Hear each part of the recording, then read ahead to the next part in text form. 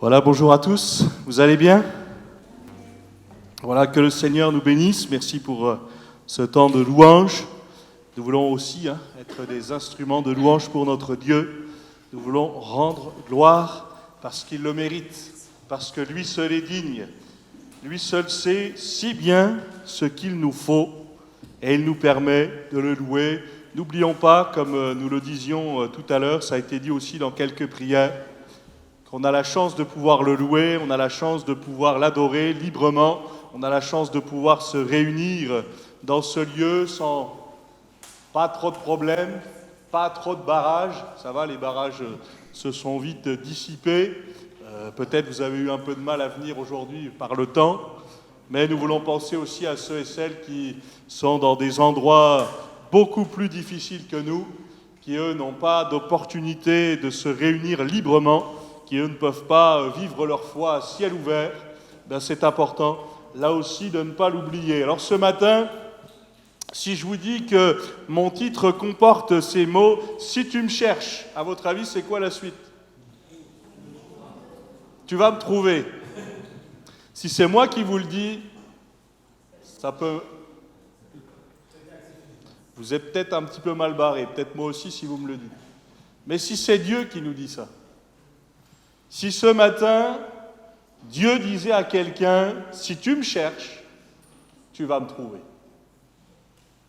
Parce que la Bible dit, je commence peut-être par la fin plus tard, mais qu'il se laisse trouver même par ceux qui ne le cherchent pas. Alors imaginez un instant, si je le cherche.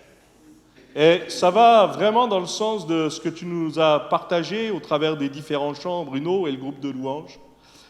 C'est, est-ce que je cherche Dieu comme il se doit? Est-ce que je le cherche? Est-ce que je le cherche que quand ça m'arrange? Ou est-ce que je le cherche continuellement? Est-ce que je suis toujours, si vous me permettez de le dire comme ça, mais connecté à lui? En ce moment, avec les enfants, on prend leur portable, on va dans Réglages, et on regarde ce qu'on a tous, temps d'écran. Et quand je vois ça, alors ce matin ça va, je suis un peu content parce que ça met, tiens, votre temps d'écran a diminué par rapport à la semaine dernière. Je ne vous donnerai pas les heures que j'ai passées parce que là par contre, vous allez me dire oui, ça diminue peut-être, mais c'est quand même encore beaucoup. Et vous auriez peut-être raison. Mais imaginez un instant que le Seigneur fasse pareil avec nous. Qu'il nous dise, tiens, clique sur l'application pour voir temps passé avec mon Dieu. Temps passé réel, ressenti. On nous dit qu'il va faire tant de degrés, mais en ressenti, des fois c'est un peu différent. Quand c'est le Seigneur qui nous parle, lui, il nous donnera toujours la réalité des choses. Parfois, je peux avoir l'impression d'avoir passé du temps avec lui, mais est-ce que lui a cette même impression? Est-ce que le temps que je lui donne, c'est du temps qu'il me reste ou c'est du temps de départ? C'est important de se poser ces questions-là, parce que c'est là aussi où vont nos priorités. Si quelqu'un disait, comme je pourrais le dire, « Seigneur, je te donnerai, quand j'aurai du temps, je te donnerai ce qui me reste. » Vous en avez du temps, vous? Vous en avez du temps à revendre? Personne n'a de temps quand on y réfléchit. Le temps que je dois à Dieu, c'est quelque part du temps que je vais prendre sur autre chose de ma vie. Et le temps que je ne lui donne pas, c'est du temps qui est pris par autre chose. D'où l'importance aussi de parfois peut-être regarder à soi-même et de dire « Seigneur, je ne peux pas simplement te dire « Parle-moi » si ma Bible est fermée. Je ne peux pas simplement dire « Seigneur, il faut que tu fasses de telle ou telle manière » si je ne te laisse pas de quoi faire. Alors bien sûr, il fait ce qu'il veut, comme il veut, avec qui il veut, c'est vrai. Mais il ne forcera jamais la porte de ton cœur. Il fera selon ce que tu vas lui laisser, selon ce que tu vas lui donner. Il saura comment parler. Il ne me parlera pas à moi comme il peut parler à Jocelyn, comme il peut parler à n'importe lequel d'entre vous. Pas qu'il y ait des meilleurs et des moins bons et ceci et cela, mais que nous sommes différents.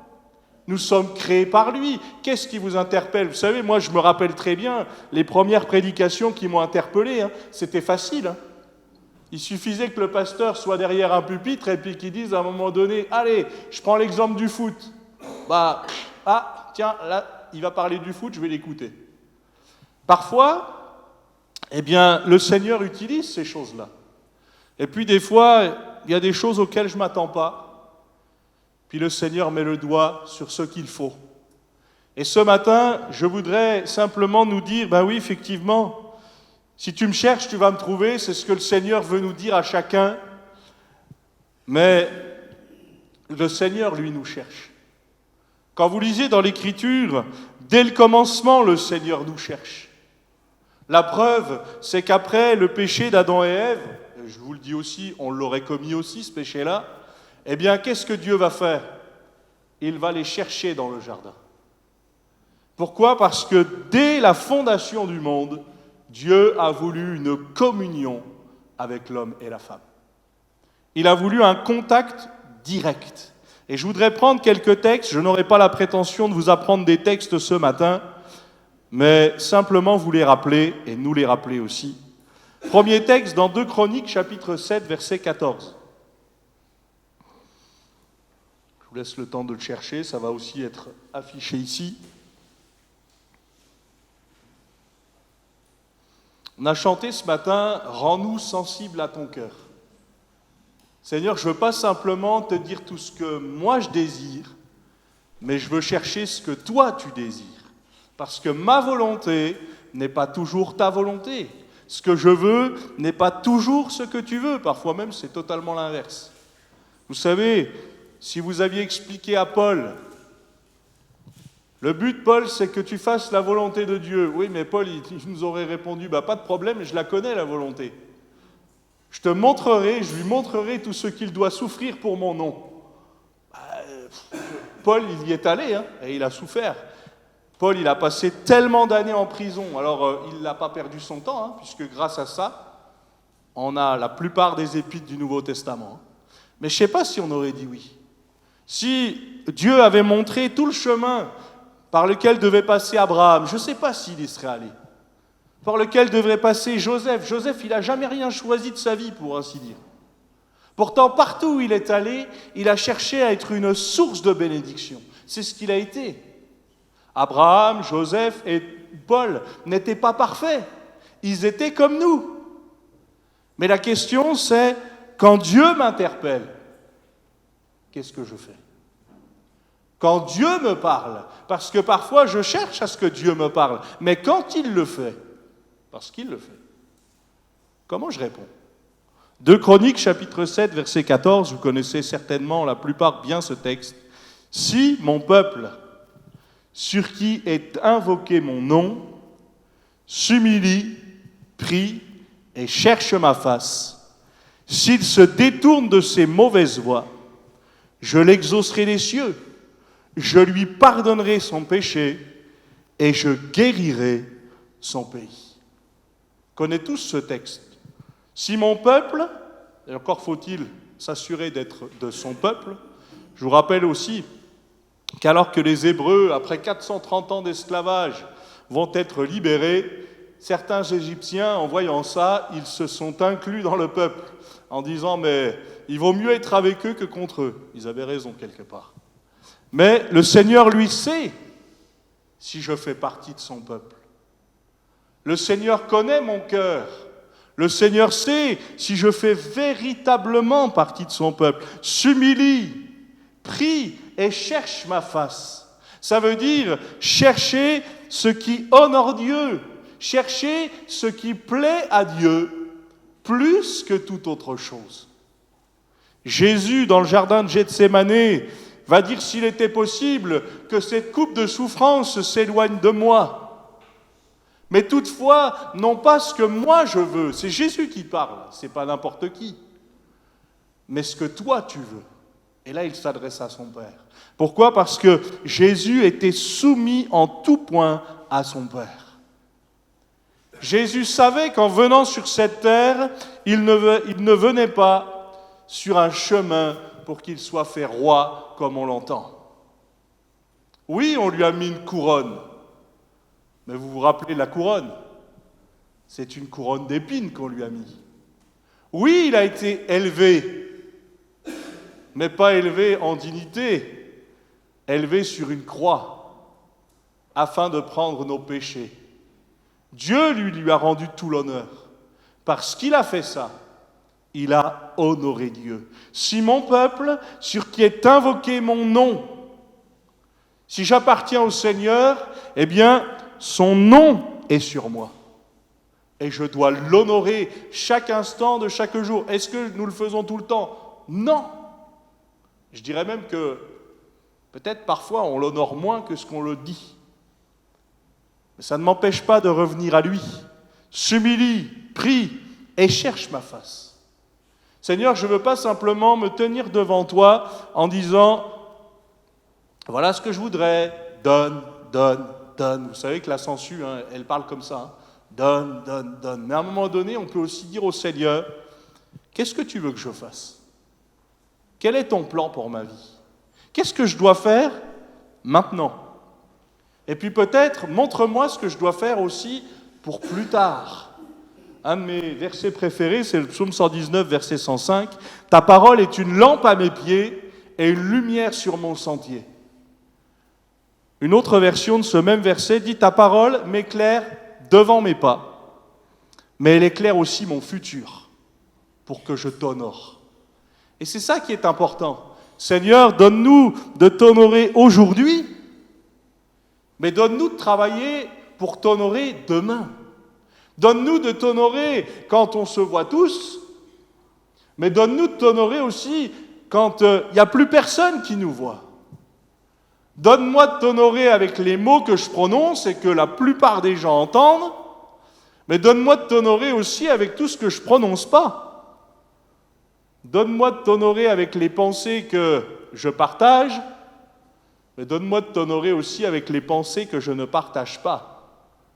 Et si quelqu'un ce matin me disait « Moi, j'ai jamais eu de mauvaise pensée », je n'y crois pas. On en a tous eu. On a tous eu les uns envers les autres parfois, on a eu des mauvaises pensées dans plein de domaines, ça arrive à tout le monde. La question c'est, qu'est-ce que j'en fais ? Et puis de dire, Seigneur, je veux te chercher. Pourquoi ? Parce que plus je vais chercher ta face, plus je vais chercher ta personne, moins je donnerai de la place à autre chose. Moins le diable aura de la place. Alors, je vous le dis pour ceux qui ne le savent pas, mais le diable ne fait pas ce qu'il veut avec nous. La Bible dit « ne donnez pas accès au diable ». Donc si je lui donne accès, effectivement, il va le prendre. Mais si je ne lui donne pas accès, il n'en fait pas ce qu'il en veut. Même, on en parlait, puisqu'on parlait de Job, je crois que c'était vendredi avec quelqu'un. Notez dans l'histoire de Job, Dieu permet au diable certaines choses. Mais il le limite aussi. Le diable ne fait pas ce qu'il veut aujourd'hui. Non, il croit même que telle chose ou telle chose lui appartient. C'est même des fois même pas le cas quand vous lisez la parole de Dieu. La question c'est, est-ce que je donne accès au diable ? En quoi le diable peut-il m'attaquer ? Où est ma faille ? C'est important de le savoir parce que c'est pas qu'on ne tombera plus, Parfois, il nous arrive de tomber encore. Parfois, je suis de bonne volonté, il y a des bonnes résolutions, et puis je retombe. Ça, on le fait tous. La question, c'est, est-ce que je continue à vouloir honorer Dieu ? Prenez un autre texte. Si vous êtes toujours dans 2 Chroniques, on peut tourner quelques pages et aller au chapitre 15. 2 Chroniques, chapitre 15.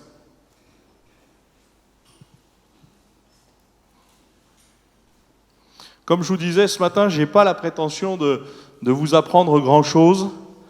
J'ai simplement l'idée de nous rappeler certaines choses que parfois nous connaissons déjà. 2 Chroniques 15, les versets premiers, on peut les lire ensemble. « L'Esprit de Dieu fut sur Azaria, fils d'Obed. Azaria alla au-devant d'Asa et lui dit Écoutez-moi, Asa et tout Juda et Benjamin. L'Éternel est avec vous quand vous êtes avec lui. Si vous le cherchez, vous le trouverez. Mais si vous l'abandonnez, il vous abandonnera. Pendant longtemps, il n'y eut pour Israël ni vrai Dieu, ni sacrificateur qui enseignât, ni loi. Mais au sein de leur détresse, ils sont retournés à l'Éternel, le Dieu d'Israël. Ils l'ont cherché et ils l'ont trouvé. Dans ces temps-là, point de sécurité pour ceux qui allaient et venaient, car il y avait de grands troubles parmi tous les habitants du pays.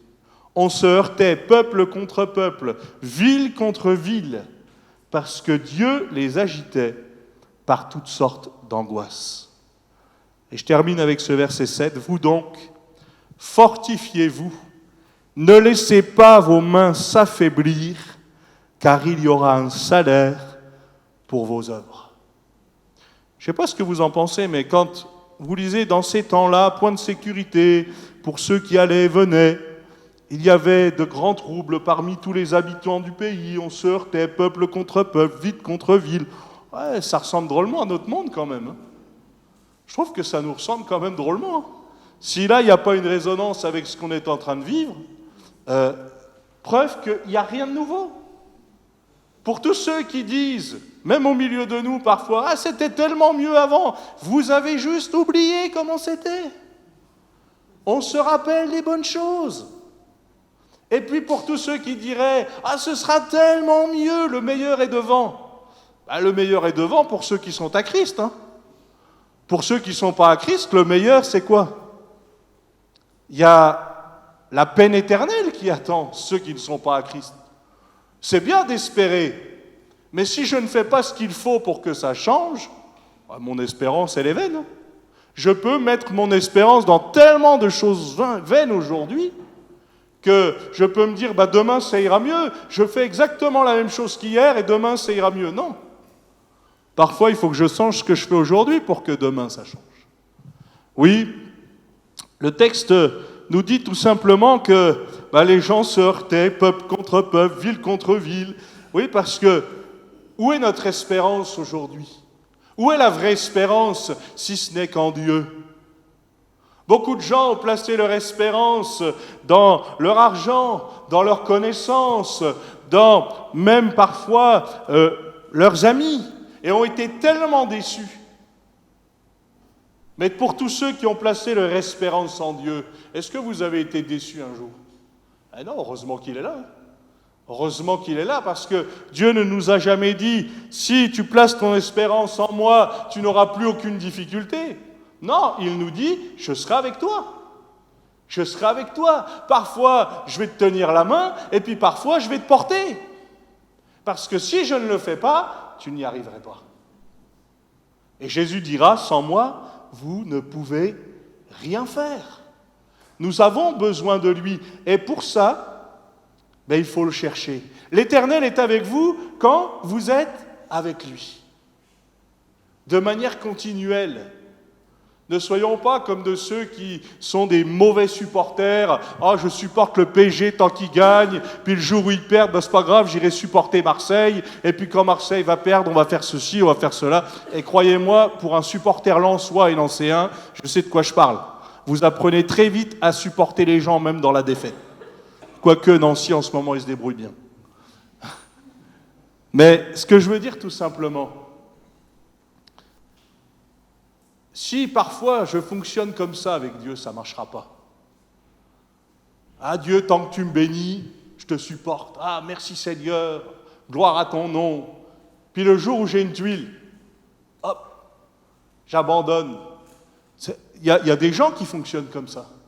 Il y a des gens qui fonctionnent comme ça avec tout, même avec l'Église. Si vous cherchez l'Église parfaite, vous n'êtes pas prêt de la trouver.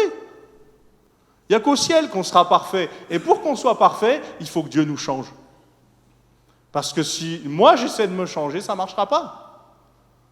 Ça ne veut pas dire qu'on ne peut pas s'améliorer. Mais il y a aussi la part de Dieu. Si je cherche Dieu, c'est vouloir lui dire « Seigneur, que veux-tu que je fasse ?» Seigneur, quel est mon prochain pas? Quelle est la direction que je dois prendre? Vous savez, quand le Seigneur dit à quelqu'un « prends telle direction », on a l'assurance qu'il est avec nous. Ça ne veut pas dire, là encore, que notre mission sera facile. Ça veut dire qu'il va nous accompagner dans notre mission. Si Moïse était retourné en Égypte, avait été voir Pharaon en lui disant « laisse partir mon peuple », sans que Dieu ne l'ait appelé, sans que Dieu ne l'ait formé, sans que Dieu ne l'ait accompagné, mais Moïse serait mort là-bas. C'était de la folie. Si Esther n'avait pas pris ce temps de jeûne, ne s'était pas présentée devant le roi avec Dieu, pourtant dans le livre d'Esther, on ne trouve pas le nom de Dieu, mais on sait que Dieu était là. Parce que quand Esther s'est présentée devant le roi a tendu le sceptre. Je t'autorise à venir. Mais le roi, parfois, ce n'était pas ça qui tendait. Ne m'importune pas, parce que ta vie peut se terminer maintenant. C'était ça que le roi faisait aussi. Et pourquoi? Parce que là, on a besoin de s'assurer que Dieu est avec nous. On a besoin que sa parole soit confirmée. Vous savez, si vous vous lancez dans un projet que Dieu n'est pas avec vous, je vous donne déjà la fin. Ah, votre projet pourra durer X temps, mais ça ne marchera pas. Par contre, si Dieu est dans le projet, je ne dis pas que le projet sera facile, mais que le projet va réussir. Oui, parce qu'il est là.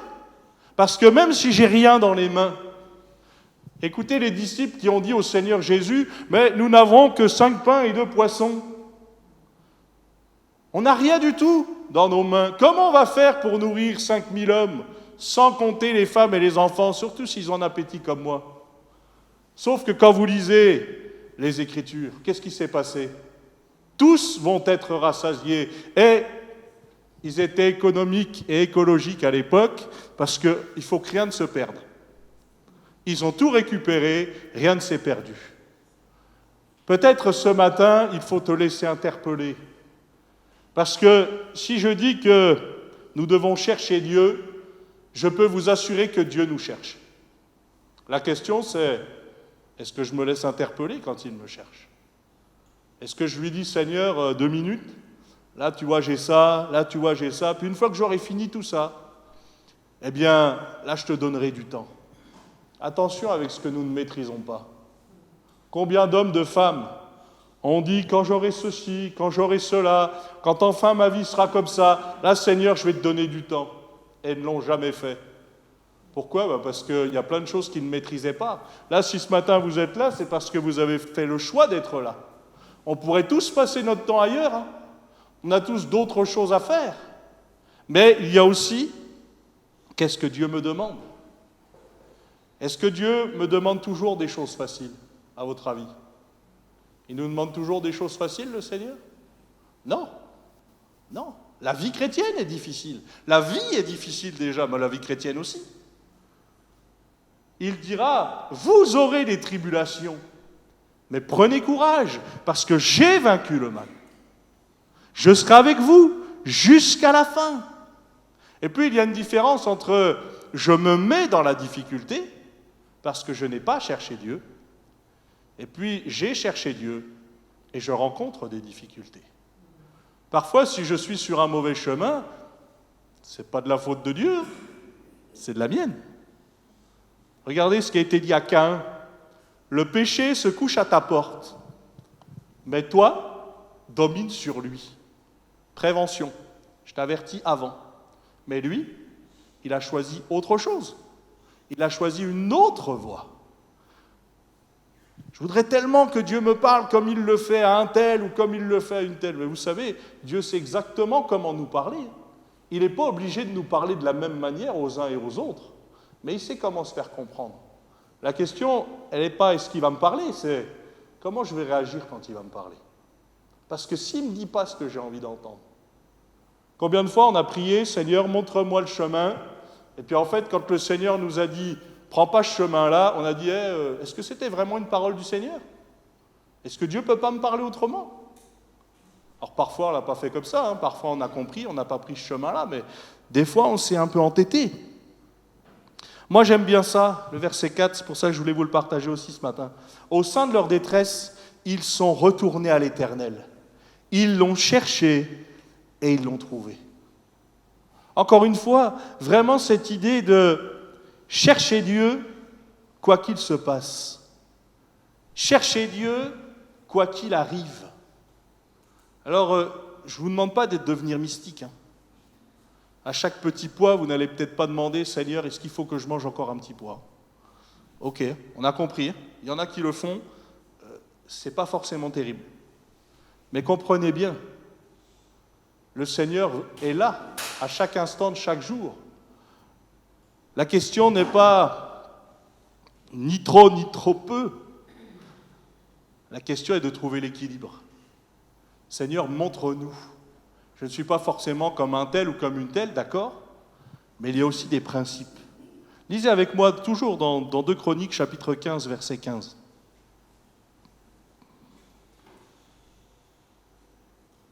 Je continue dans cette même idée de rechercher Dieu, de rechercher sa volonté. 2 Chroniques, chapitre 15, verset 15, nous dit « Tout Juda se réjouit de ce serment. Ils avaient juré de tout leur cœur. Ils avaient cherché l'Éternel de plein gré.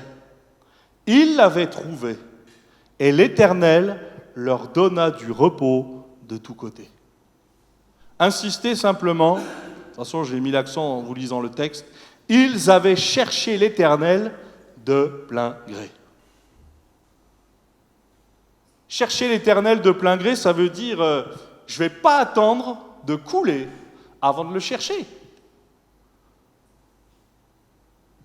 Je vais être proactif. Je sais que j'ai besoin de le chercher. Ne nous contentons pas d'appeler le Seigneur comme cette roue de secours, comme cette 5e roue du carrosse, comme ce qu'il me reste au cas où, après que j'ai tout tenté. Peut-être qu'il faudrait commencer par lui. D'ailleurs, vos Bibles commencent par quel mot, vous le savez? Peut-être qu'on a un peu de différence en fonction des choix qu'on fait au niveau de la Bible, mais si vous avez la Bible Louis II, ça commence par les 3 mêmes mots. Au commencement, Dieu. Je pense que la plupart d'entre nous, on n'a peut-être pas ces mots-là exactement, mais ça veut dire la même chose. Pourquoi? Parce que si vous le mettez au commencement de tout, ça va bien se passer. C'est la même chose pour la fin. La fin, il termine en disant « Je suis l'alpha et l'oméga. Je suis le premier et le dernier. » La question est, où je le place, moi, dans ma vie? Est-ce que je lui demande son avis après avoir consulté tout le monde? Ou est-ce que je lui demande son avis avant d'avoir consulté qui que ce soit? Vous savez, quand on est malade, moi je l'ai été pendant longtemps, on a toujours des choix. On espère avoir le meilleur des médecins, on espère qu'il fera ce qu'il faut. Moi, je me souviens d'une fois où je me suis présenté face au médecin, il connaît bien mon cas, il sait les symptômes, je lui dis j'ai des crises de migraine à répétition, à me péter la tête contre les murs, et je peux vous assurer que je l'ai fait littéralement. Et lui me dit, vous inquiétez pas, prenez tant de Doliprane. Je lui dis, monsieur, c'est pas mal à la tête que j'ai là. Je sais qu'à l'intérieur, il y a quelque chose qui ne va pas. Ah, vous inquiétez pas, ça va marcher. Je n'ai pas eu le temps d'aller à la pharmacie. Je suis passé directement, non même pas aux urgences. J'ai eu le temps d'être sur la table d'opération et à ce moment-là, au fait, vous êtes bien passé à l'entrée pour vous inscrire? Non, j'ai pas eu le temps. Il faut opérer là. Et en fait, mon médecin, je vous dis qu'il me connaissait bien, aurait dû s'inquiéter un peu plus. Oui, ça ne se voyait pas sur moi, d'accord, mais lui connaissait. Heureusement, merci Seigneur, que nous connaissons le divin médecin. Vous savez que Dieu, lui, il sait exactement ce qu'il me faut comme traitement. Il sait exactement ce qu'il me faut pour que j'aille mieux, pour que je n'ai plus d'angoisse, pour que je n'ai plus de douleur, ou pour qu'encore je les supporte, parce que parfois je les ai quand même. Vous savez, ce n'est pas parce que vous dites au nom de Jésus plus de soucis que vous n'avez plus de soucis. Ça s'appelle de la magie. Et ça ne marche pas. Mais quand vous dites, Seigneur, aide-moi à supporter. Si c'est possible que ça s'éloigne, c'est une chose. Mais si ce n'est pas possible, donne-moi de le supporter. Moi, j'ai l'habitude, quand je prie pour un malade, de dire « Seigneur, fais selon ta volonté ». Parce que moi, j'ai été guéri. Mais il n'a pas toujours guéri. Il y a des choses à apprendre derrière ça. Il y a des choses à apprendre. Ce n'est pas que j'étais meilleur qu'un autre ou qu'un tel était pire qu'un autre. Non, Dieu sait, Dieu connaît. Dieu a ses plans.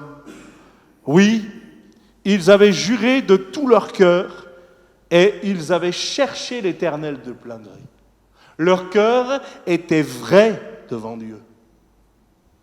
C'est pour ça que Dieu a béni.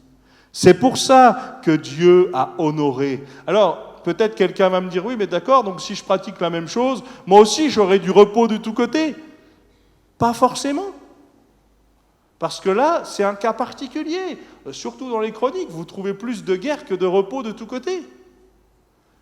Mais nous avons l'assurance que Dieu sera avec nous. Quand vous avez accepté Christ, même si ça fait longtemps ou même si c'était hier, personne ne nous a dit, normalement, qu'en acceptant Christ, on n'aurait plus de problème. Parce qu'on nous aurait menti. On en a des difficultés. La question c'est, est-ce que dans mes difficultés, je vais chercher Dieu? On arrive dans le livre des psaumes, je vous partage quelques textes, je ne vous les fais pas forcément chercher parce que c'est juste un verset. Éternel mon Dieu, je cherche en toi mon refuge. Sauve-moi de tous mes persécuteurs et délivre-moi. Je cherche en toi mon refuge. C'est en toi que je veux chercher. Peut-être dire à quelqu'un, mais si tu cherches ailleurs, si tu cherches autrement que lui, tu ne pourras pas te plaindre que ça ne marche pas.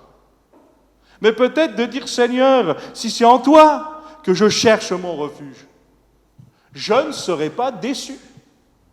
Pourquoi? Parce que Dieu sait exactement ce qu'il me faut. Pour ceux qui veulent savoir, j'ai lu dans Psaume 7, verset 2, mais cette expression-là, vous allez la retrouver plein de fois dans les psaumes. C'est en l'Éternel que je cherche un refuge. Psaume 11, verset 1. Et je pourrais vous donner ce travail-là à faire, hein. Vous pouvez lire tous les psaumes, on en trouve quasiment à tous les psaumes. Là, je vais plus vite parce que je ne veux pas perdre trop de temps là-dessus, mais encore une fois, est-ce que c'est vers lui que je vais? Seigneur, je te donne le temps qui me reste. Seigneur, je te donne l'argent qui me reste. Seigneur, quand j'aurai fait tout ça, là, je prendrai du temps avec toi. Essayez de faire l'inverse. Et là, vous apprendrez ce que c'est que racheter le temps. Parce que quand on met le Seigneur en premier, ne vous inquiétez pas, le reste de la journée se passe quand même. Ne vous inquiétez pas, quand on prend du temps dans le Seigneur, moi je ne sais pas si vous lisez votre Bible ni le matin ni le soir, peu importe, et de toute façon, ce n'est pas ça qui compte. Ce qui compte, c'est de lire la parole. C'est de la méditer, c'est de chercher ce que Dieu veut. Comment chercher ce que Dieu veut? En disant, Seigneur, tu as 2 secondes. Ben, vous savez quoi? Il les prendrait, les 2 secondes. Mais c'est même pas sûr qu'on écoute. Pourquoi? Parce que le cœur de l'homme, il est tortueux. Et on aime bien discuter. Et ça, dans la parole de Dieu, après, il faut accepter qu'il y a la notion de foi. Il y a la notion de confiance. Seigneur, si tu me dis de prendre telle direction, ok, on va prendre la direction. Je n'ai pas besoin de tout savoir, je n'ai pas besoin de tout comprendre. Parce que tu es le maître des temps et des circonstances. Et vous savez, ça fonctionne. Parce que si vous êtes là aujourd'hui, c'est que c'est Dieu qui vous a conduit. C'est Dieu qui nous a gardés, c'est Dieu qui nous a protégés. C'est Dieu qui permet toutes ces choses. Psaume 14, verset 2. Prenez-le avec moi, s'il vous plaît. On va partager 2 versets de ce psaume.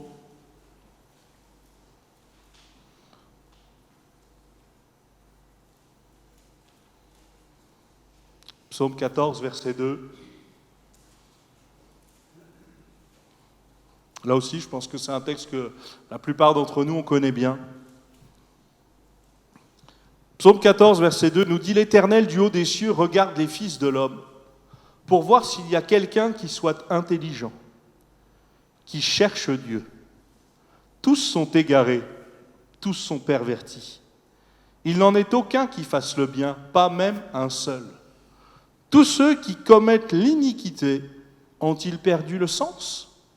Ils dévorent mon peuple, ils le prennent pour nourriture, ils n'invoquent point l'Éternel. Vous savez, ce qui était terrible au temps des guerres de religion, c'est que certains disaient, on fait les guerres de religion, c'est au nom de notre Dieu. Et d'autres disaient, ne faites surtout pas ces guerres-là, c'est au nom de notre Dieu. Ça dépend comment on se place. Et ça dépend surtout d'où on place l'humain dans ces choses-là. Parce qu'on a bien compris que ce n'était pas juste pour convertir les peuples, c'était surtout pour avoir plus de territoire, plus d'influence. Parce que, est-ce que tout honorait Dieu? Certainement pas. Certainement pas. Parce que ça, ce n'est pas les méthodes de Dieu. Dieu ne veut pas notre malheur. Dieu ne veut pas notre perte. Dieu ne veut pas notre défaite. Dieu veut notre bonheur. Dieu veut ton relèvement. Oui, pour voir s'il y a quelqu'un d'intelligent qui cherche Dieu.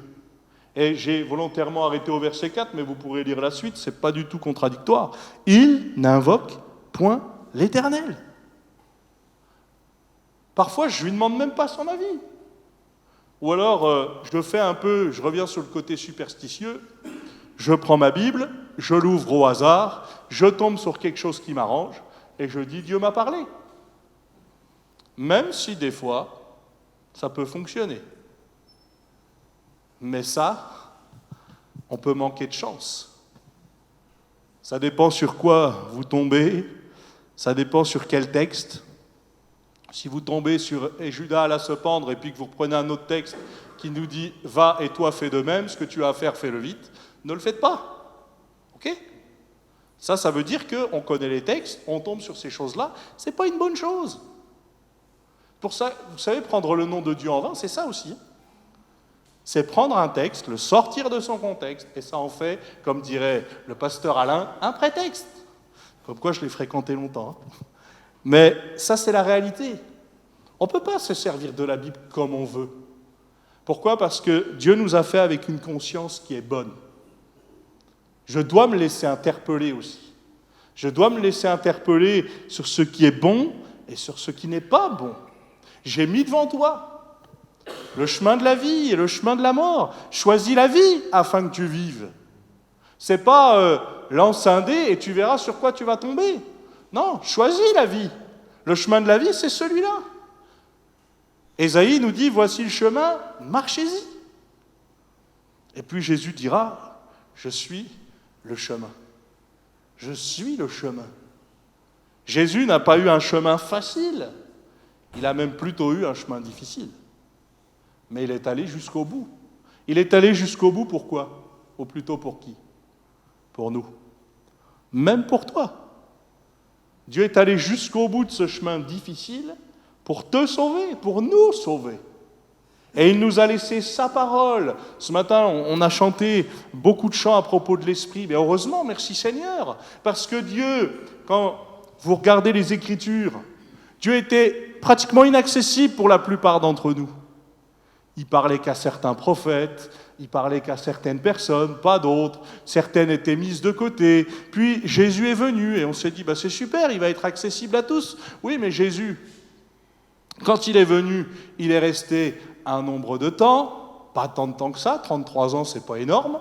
Il a partagé, c'est vrai qu'il a fait beaucoup de miracles, c'est vrai, mais nous, on n'en a toujours pas profité.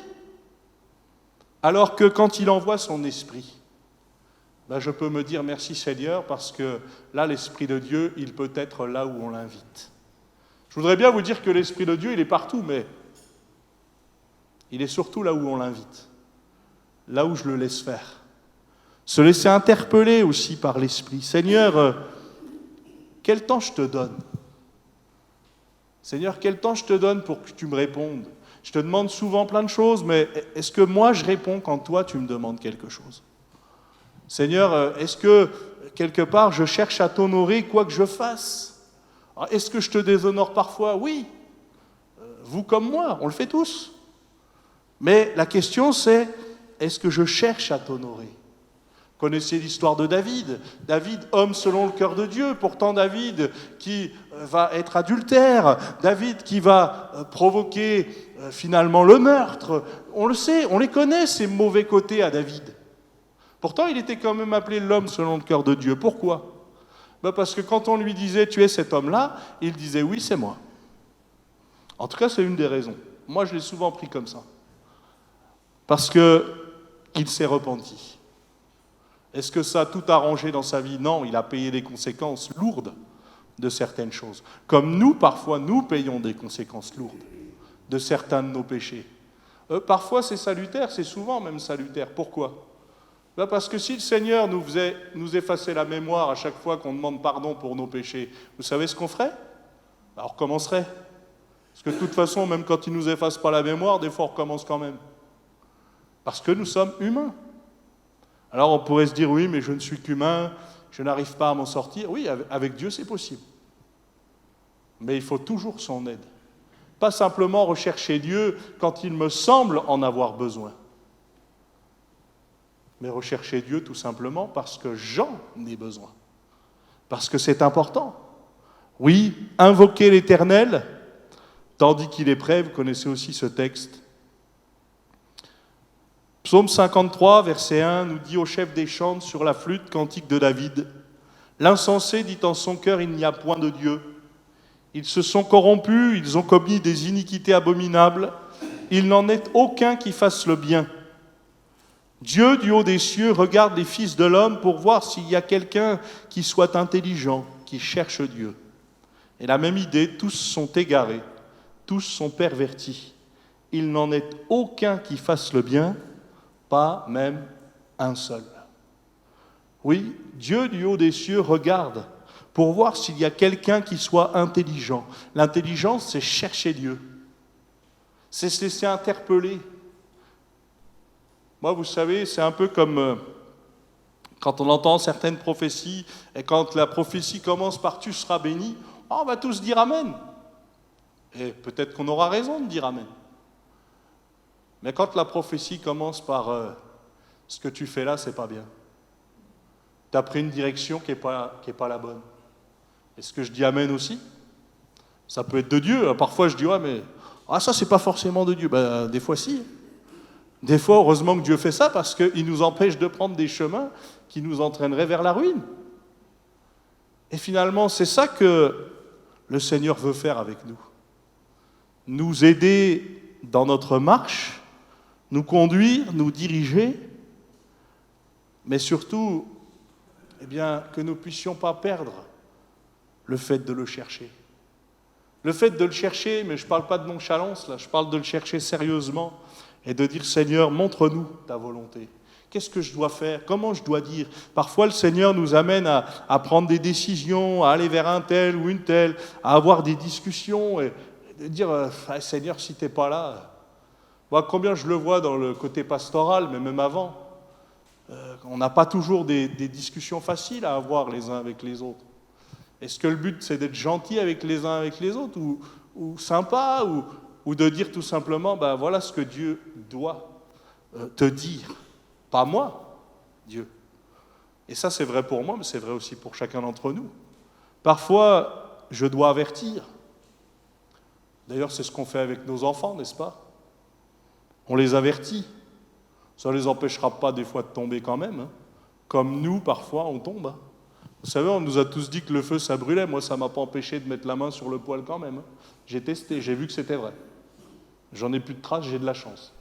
Mais certains se sont brûlés plus gravement. Et peut-être de dire, Seigneur, si je t'avais écouté, parce que tu m'as parlé, parce que c'est à moi que tu as parlé d'une manière particulière. Oui, Dieu est capable de donner des paroles globales pour chacun d'entre nous, mais Dieu peut parler aussi d'une manière particulière. La question, c'est, est-ce que je vais prendre garde ? Est-ce que je vais aller chercher ce que le Seigneur me dit ? Encore une fois, garde-moi, ô Dieu, je cherche en toi mon refuge. Je vous cite simplement ces quelques paroles, elles sont fort nombreuses dans les psaumes, c'est pour ça que je passe rapidement, mais J'ai besoin de chercher en lui, parce que c'est peut-être aussi pour quelqu'un ce matin. Pourquoi chercher ailleurs le refuge que tu ne trouveras qu'en Dieu ? Pourquoi attendre d'être dans la galère avant de dire au Seigneur, sois avec moi dans la barque ? Moi, j'aime Pierre qui, lui, finalement, c'est un pêcheur professionnel. Il sait de quoi il parle. On a travaillé toute la nuit sans rien prendre, mais parce que tu as parlé, parce que c'est ta parole, on va jeter les filets. Et puis, quand vient le moment de la tempête, et puis que Pierre marche sur l'eau, c'est le seul disciple à l'avoir fait, eh bien, lui, il va avoir le réflexe. Il ne va pas dire « Ouais, je suis quand même un pêcheur professionnel, je dois savoir nager, là. » Peut-être qu'il savait nager. Sûrement.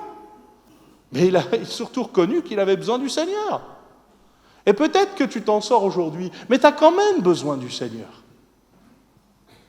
Je me souviens de ce pasteur qui me disait, moi, j'ai pour ainsi dire jamais trop eu de trop grosses difficultés dans ma vie. Mais quand le Seigneur s'est adressé à moi, eh bien il s'est adressé à moi en me disant, même si tu n'as pas de trop grosses difficultés dans ta vie, tu as quand même besoin de moi. Parce qu'il y a tout ce que tu vois, mais il y a tout ce que tu ne vois pas. Et il s'est adressé à lui avec ces mots-là. Et lui, ça lui a parlé parce que c'était dans son cœur qu'il faisait cette prière-là. Personne ne l'avait entendu. Mais Dieu sait ce que tu traverses. En fait, des fois, Dieu n'attend que simplement on lui dise « Vas-y, fais-le ». Pourquoi ? Parce qu'il ne le fera pas si on ne lui donne pas notre accord. Mais encore faut-il le laisser faire. Que Dieu nous garde de dire « Seigneur, je vais t'aider à faire quelque chose ». Parfois, oui, il nous emploie. Et merci Seigneur qu'il nous utilise malgré ce que nous sommes. Mais c'est lui qui fait toutes choses belles en son temps. C'est lui qui fait fructifier. C'est lui qui fait le meilleur pour chacun d'entre nous. Je cherche en toi mon refuge. Où cherches-tu ton refuge ? Peut-être tu as besoin justement de retrouver ce refuge. Je vais m'arrêter là pour ce matin. Je voudrais qu'on puisse baisser les yeux, s'il vous plaît. Fermer les yeux et baisser les têtes, s'il vous plaît. Et peut-être c'est une parole pour quelqu'un ce matin. De dire tout simplement, pourquoi chercher ailleurs ce que Dieu seul peut te donner ? Pourquoi chercher un autre refuge ? Pourquoi chercher une autre solution alors que Dieu est la solution ? Pourquoi chercher autrement ? Peut-être de dire, j'ai bien le temps, je vais encore étudier les choses, alors qu'en fait, le secours de Dieu te presse en te disant, mais moi je peux m'en occuper si tu me laisses faire. Y a-t-il quelqu'un ce matin qui est comme en train de couler ? Y a-t-il quelqu'un ce matin, ah oui, tu fréquentes les lieux de culte, tu connais Dieu, tu t'entends parler de lui, tu valides même la plupart des choses qui sont dites, et même tu as déjà vécu des choses, mais là tu es comme en train de couler. Parce que Dieu n'est plus l'appui. Dieu n'est plus vraiment le refuge. Tu as l'apparence, mais tu n'as plus le reste. Ben, s'il y a quelqu'un, tu es concerné par ça, pendant que les yeux sont fermés, vraiment dans le respect des uns et des autres, peut-être quelqu'un dira, moi j'en ai pas besoin. Ben, si tu as l'impression de ne pas en avoir besoin, c'est peut-être que tu te trompes. Mais s'il y avait quelqu'un ce matin, ben, je voudrais simplement l'inviter à lever sa main, là où il est. Moi, je ne cherche pas le reste, je ne cherche pas à savoir quoi, mais Dieu sait, que Dieu te bénisse. Dieu connaît ta vie, Dieu connaît ton cœur. Dieu sait ce que tu traverses. Dieu veut restaurer, Dieu veut fortifier, Dieu veut encourager. Y a-t-il encore quelqu'un ce matin ? Tu sais ce que tu traverses, tu sais ce que tu vis. Je ne sais pas, que Dieu te bénisse, que Dieu te bénisse, que Dieu te fortifie, que Dieu t'encourage. Y a-t-il encore quelqu'un ce matin ? Alors que plusieurs ont déjà levé leurs mains. Y a-t-il encore quelqu'un ? Peut-être comme un appel au secours. Seigneur, je ne t'ai pas assez cherché. J'ai cherché par mes propres moyens, mais ce n'est pas toi que j'ai cherché. Alors je voudrais simplement le dernier appel de la matinée avant que je puisse prier pour vous. Mais y a-t-il encore quelqu'un, peut-être qui n'a pas levé sa main ? Je voudrais l'encourager à le faire. Que Dieu te bénisse. Dieu connaît, Dieu sait, Dieu connaît ton cœur. Dieu voit les choses. Seigneur, Je te remercie pour ta fidélité. Je te remercie pour ton secours. Je te remercie de ce que tu ne mettras pas dehors celui qui vient à toi. Merci Seigneur parce que tu le dis, si vous me cherchez de tout votre cœur, eh bien je me laisserai trouver par vous. Seigneur, on veut chercher ton cœur. On veut chercher ta volonté, comme le dit ce cantique, mais Seigneur, au-delà d'un beau chant, on veut que ce soit la réalité dans notre cœur. Seigneur, permets que nous puissions nous laisser interpeller par toi.